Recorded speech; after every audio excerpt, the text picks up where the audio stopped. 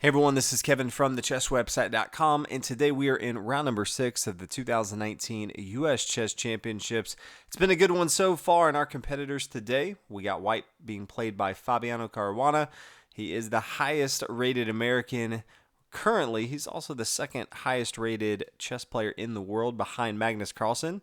No surprise that they faced off last year for the World Championship. There were all draws, and then Magnus Carlsen did go on to win the tiebreaker. But Fabiano, a very strong player. He's up against Jeffrey Xiong, so one of the youngsters in the tournament. So we'll see how this fares. Fabiano, just a couple days ago, extended his winless streak in classical chess to his age. For anyone watching and following along in the social universe, Magnus Carlsen was trolling him a little bit on Twitter, saying that it is a life goal to reach a winless streak that equals your age, poking fun at Fabiano Caruana. So Fabiano definitely looking to break that streak and get a victory here. Jeffrey on the other side, playing the black pieces, would love nothing more than to continue that streak and even come out with a victory. So we'll go ahead and get into it. Starts out with pawn to e4.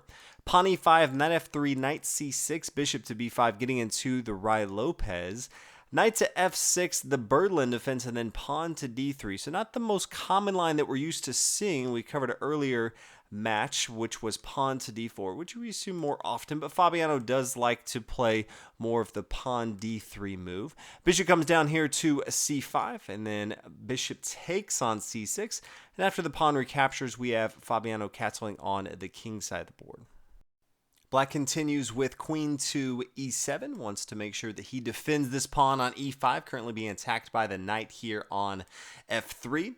Knight to d2, now normal development move, knight to c3, but really wants to add pressure to this pawn on e5, so wants to play knight to d2, and then eventually bring it here to c4, so that both the knights are attacking the square here on e5. So that's why we're seeing knight to d2, bishop down to g4, pinning down the knight to the queen, pawn to h3, forcing the bishop to come back here, and then pawn to a3. Just does not want any material to come down to b4, and also just wants to be able to push forward with pawn to b4 at some point, forcing the bishop to move.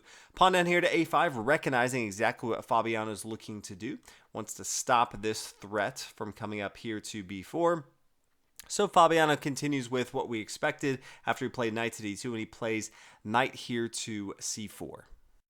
White has both of his knights attacking this pawn right here. Jeffrey decides he needs to add another defendo, so brings his knight back here to d7, has both his knight and his queen defending this pawn. Fabiano has multiple options here as far as how he wants to continue. He could just continue normal, simple development, queen to e2, get his dark square bishop involved to the game. But many times if your opponent starts to retreat material, that's an opportunity for you to push forward, put a lot of pressure on them. And that's exactly what Fabiano does. He plays pawn to g4, forcing the bishop to move back here to g6, and then pawn to b4. Bishop retreats again. Did have the opportunity to take this if he wanted to. Couldn't just retake. Then he would lose his rook right here. But maybe if he wanted to bring his bishop up here, start to attack, just give up that material, he could. Instead decided against that, plays bishop here to b6. Takes with his pawn, bishop's going to recapture, and then bishop here to b2. So adding another attacker on the square here on e5.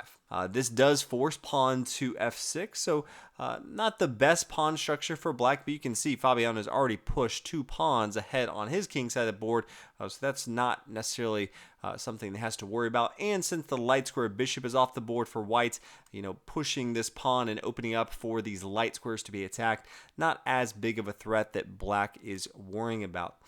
Knight takes here on a5. Rook's going to recapture here. Knight to h4, attacking the bishop. Then castle on the king side of the board. Now, white does have the option to take this bishop. Probably not the best option, though. This is more of a closed position, so knights are going to do pretty well. After the knight takes here, the pawn recaptures. There's no clear way that white's going to be able to get his material over here on the king side of the board. Maybe if he had castled on the queen side, I could definitely see this. Start to push all your pawns, bring your rooks over here to the king side. That makes more sense. But right now, you probably want to hold on to one of your knights. And that's exactly what Fabiano does. Instead, decides to play knight over here to f5. Now, if there is an exchange, great. You could play pawn to f5 if you want to, or really load up the king side with all of your pawns. But after knight to f5, then we see the queen to e6. Play continues with king to h2, pawn c5. So opening up the door for Fabiano to bring his rooks over here, specifically g1, pawn to h4. And this is getting tricky. I don't know that I like white's position too much here. You can just blow this up and then you have an exposed king right here. So Fabiano absolutely has to be tricky. Jeffrey going to be looking for ways to attack here. Now plays pawn to c4, trying to blow things up. Pawn to h5, now attacking the bishop. Bishop comes back to f7. Rook to g1 as we thought. Pawn takes, pawn recaptures here on d3. So there's now a backward pawn here on d3 that Jeffrey can attack at some point. Now rook to b5, attacking the bishop. Bishop comes down here to c1, and then king to h8. And it's tricky as far as how black really continues here. Yes, he wants to attack the king side because once these pawns go off, the king's very exposed, but he also has to worry about all the attacks that Fabiano has. He wants to get his queen involved into the game, but where does he really go? He doesn't want to go backwards. One, he can't come to e7 because he would lose it to the knight. Can't come to d6, he would lose it to the knight. Can't come here to c6 because he would just lose with the fork here. If he does come to queen to b6, trying to eye down to this pawn here on f2, then bishop to e3. This is a better square for the bishop. The queen's going to have to move. Maybe it comes back here because there's no good squares. Pawn to a4, and really white just got two free moves in this position. Okay, so maybe we come back, and instead of the queen moving, maybe try to get the knight involved. So knight to c5. That just doesn't do too much. Pawn to g5. This is exactly what white wants. Starts to blow up the king side of the board, and then all of a sudden black has one less piece involved in the action. So that's not going to be good. At the end of the day, just decides, okay, there's going to be a lot of action on this G file. So I'm going to go ahead and get my king over here to H8. Seems like the safest square. Bishop to E3, exactly where we thought it would be. Rook down here to B3, attacking this backwards pawn here. Really the only thing that Jeffrey has going for him right now. Rook to G3. Pawn down here to c5. It's being protected currently by the knight on d7. Queen to e2. Bishop down, or excuse me, pawn down here to g5. And really, with en passant, have one opportunity to take this. Pretty much has to take it because he needs to blow up this side of the board to start his attacks. That's exactly what white does. Pawn takes, and then the bishop captures. Do not want to capture it with the pawn right here. Too many bad things can happen. Rook to h3, the king moves, and then king to g2, preparing for the rook to come over to h1. There's just no way to really stop this. You can almost sense that this black bishop here is just blocking a lot of the moves. So maybe the rook moves over here to a8 to allow some breathing room for the king.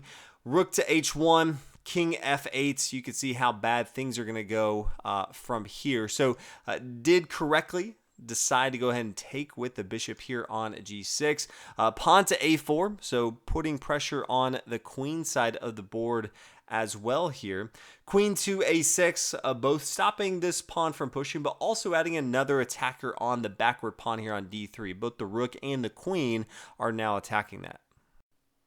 Bishop to h6, attacking the rook. Rook to g8, just in pure defense mode. I feel like we see this a lot in chess, where one side just putting a lot of pressure.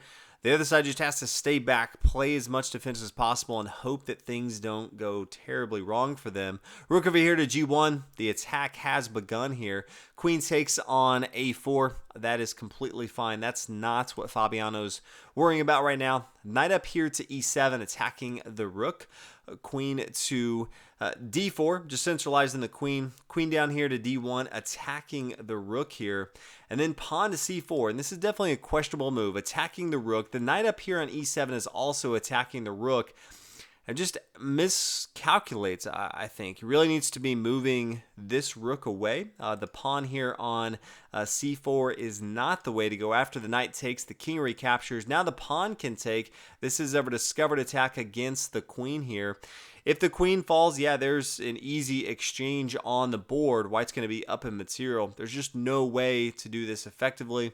Jeffrey decides his best route is to go ahead and take the rook here. Queen takes, the pawn's going to take, and then the king taking here. So left with a rook and a bishop against a bishop and a knight. Yes, the bishop's able to come down here to e4 and take material. But getting into the endgame, the rook is just too strong here, even though black does have the pawn advantage. So they continue. Rook to d1, pawn down here to d3. Now attacking the bishop. Bishop comes back, but that's fine. Rook over here to a1, and then getting it to the 7th rank. So deadly, deadly, especially in the endgame, to get your rook to your opponent's 7th rank. Knight here to c5, defending both pawns. So that's a nice little square for the knight.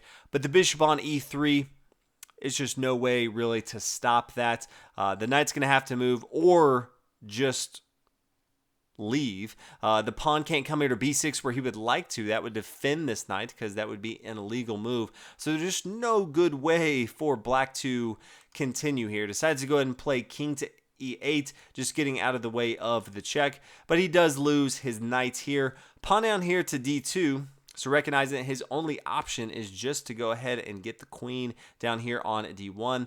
Rook to a8, check. Bishop here to b6 says, yeah, I don't mind if you bring your pawn down here and get a queen because I'll just swing my rook over here to d8, check. Bishop's defending that, and you would lose the queen.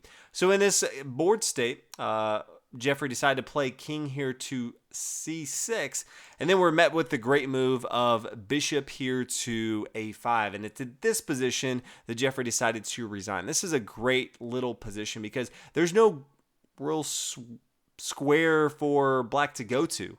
If he decides to do anything besides move the pawn here, then the bishop's just going to take the pawn here on d2. But if he does move his pawn here, let's say he gets that queen, then rook to c8, and this bishop and the pawn are working together in tandem with the rook here, that the king cannot move on this c file, or the b file has to come over here to the d file, and then rook to d8. Doesn't matter where the king goes, and as soon as the king moves, then the queen is going to fall. So really, really phenomenal. I'd be curious to know how far back Fabiano thought about this position and how crucial this pawn here on c4 would be to these very, very precise calculations. But at the end of the day, he did break the streak. He now has won a classical game, so he can go back and tweet back at Magnus Carlsen that the streak has been broken. So phenomenal from him.